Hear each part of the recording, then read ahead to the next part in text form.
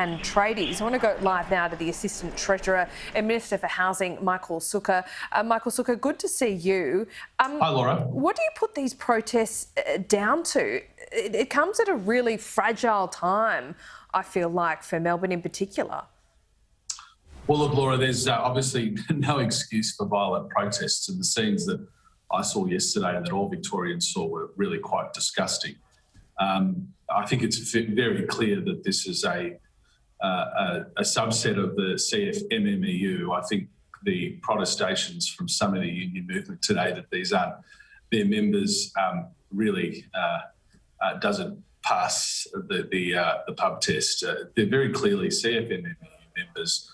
And, you know, it's very, very disappointing. But the worst thing about it, to be frank with you, Laura, is that today 320,000 law-abiding, hard-working members of the building and construction industry are not allowed to go to work because of the actions of a small, violent minority within the CFMMEU who were violently protesting yesterday. And I don't think it's fair that you punish the apprentice carpenter on a building site out in Frankston or the bricklayer on a building site in Ballarat because of some union members and some union thugs who were protesting yesterday in Carlton. I think punishing all of those people for the actions of a tiny violent minority is not the right answer.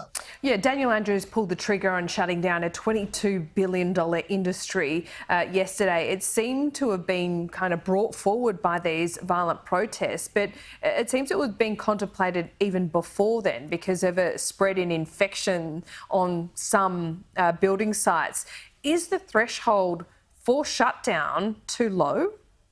Well, look, who really knows, Laura, what was being contemplated beforehand? I think it's very clear that this decision, which was made at 10 o'clock last night, a lot of tradies that I know would have been in bed by then, getting ready to wake up the next day to go to work and only finding out when they woke up that they were not entitled to go to work. So it's quite a chaotic decision-making process. So I think it's very clear that this was a very hasty decision based on actions from members of the CFMMEU.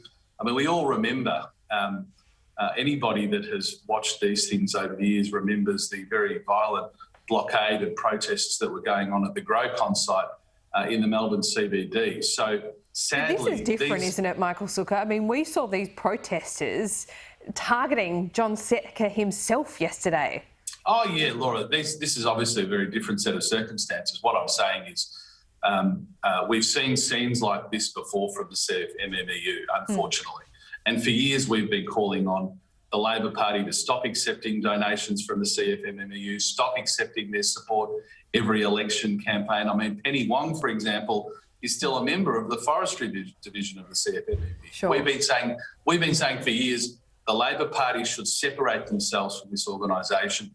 I think Victorians and Australians saw yesterday, really in a confronting way, in a really sad way, why we've been calling on them to separate themselves from that union for so long. And sadly today, 320,000 people who need to pay their mortgage, who need to put food on the table, who have projects to complete, have first home buyers that they're building homes for, have people renovating their homes, all of their lives will now be disrupted, seemingly due to retaliation against these very disgusting and violent protesters. And I don't think, again, that you punish the law-abiding majority because of the actions of this very, very rogue and disgusting group of violent CFMEU members. Look, it's an interesting position for a Labor Premier in Victoria to be in, but did Daniel Andrews make the wrong call?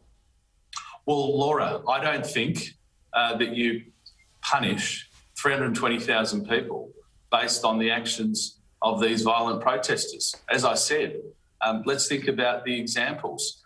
The apprentice carpenter in Ballarat or the apprentice electrician in Lilydale who, you know, live in many cases pay packet to pay packet. They now are unable to go to work because of a retaliation against these CFMMEU members. Now, I was disgusted by these scenes. Sadly, these scenes, are unfortunately, things we've seen before from this union.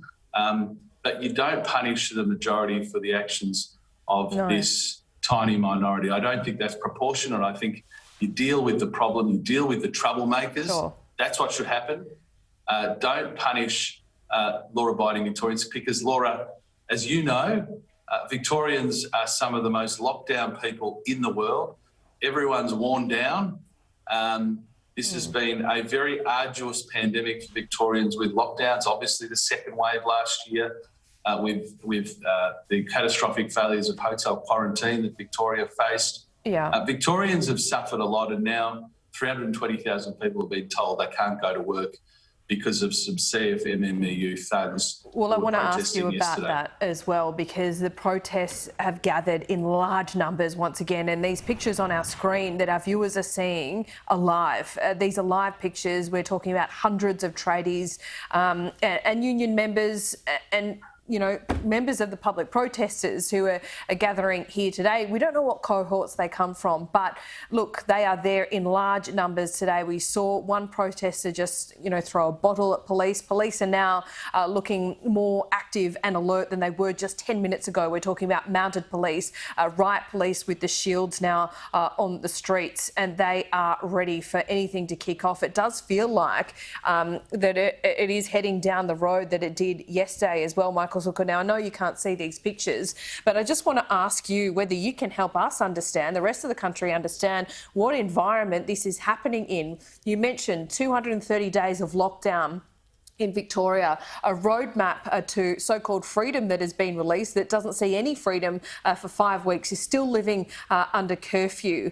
Has all of that contributed in some way to what we're seeing? This is not the first protest we've seen in Melbourne. Yeah, Laura, look, there's absolutely no excuse for this behaviour. And I mean, I recall when the pandemic first commenced and we had, a Black Lives Matter protest, I was very critical of that, and I've been critical of every protest since. This is not the time for people to be gathering together and protesting in this way. Absolutely not. Is there some introspection, is there some, at a leadership level, are people 18 months into a pandemic are so frustrated, particularly in Melbourne, about decisions made, whether it be on vaccines, whether mandates, whether it be lockdown and curfew? Is there some shared blame here? Well, Laura, I suspect that you're onto something. I think the roadmap that was announced by the state government was really deflating for a lot of people, because it really took the most conservative interpretation possible of the national plan, which meant Victorians who have already suffered some of the longest lockdowns in the world are facing lockdowns even further, and then harsh restrictions thereafter. And there didn't seem to be a particularly convincing explanation for that. So I have no doubt that all of those factors play into this. But again, Laura, we can't excuse violent protests. What we can, though, say is that law-abiding citizens on building sites hundreds of kilometres away from where this protest is happening should not be forced now not to work because of the actions of these people. And let's remember, Laura, yesterday I only watched about a minute of this. I was watching it yesterday, and in the minute that I watched it, John Setka said, "What do you want me to do? Do you want me to shut down the industry?" And the violent protesters seemed to shout, yes, they wanted the industry shut down. So it seems as though these protesters have got what they wanted, which was to shut down the industry. Now, I think that is, again, punishing the law-abiding majority because of the actions of these people, and they've got what they wanted, a shutdown in the industry, I think is absolutely terrible for all of those people out there who will now suffer for at least the next 2 weeks while they're unable to earn a living. I've even had cases today, Laura, of people, because of our lockdown rules, not being able to live in their own homes when critical renovations are being undertaken. They are now in Airbnbs and other temporary accommodation, and their homes are no longer being worked on. And so what do? They're scrambling now to try and extend their accommodation because their homes aren't habitable. So the consequences for this decision made at 10 o'clock last night don't just hit the 320,000 workers and their families in the industry, but all of their customers, the people who are relying on the industry to build their new home, to renovate their home. And it's, look, this is very deflating. As a Victorian, I'm very, very sad about seeing this today because, for whatever reason, the decision making, and the lockdowns that we've faced in Victoria have put Victorians, in a position where everyone's feeling very worn down by what's gone on. Michael Sukkar, thank you for your time this morning, reminding our viewers once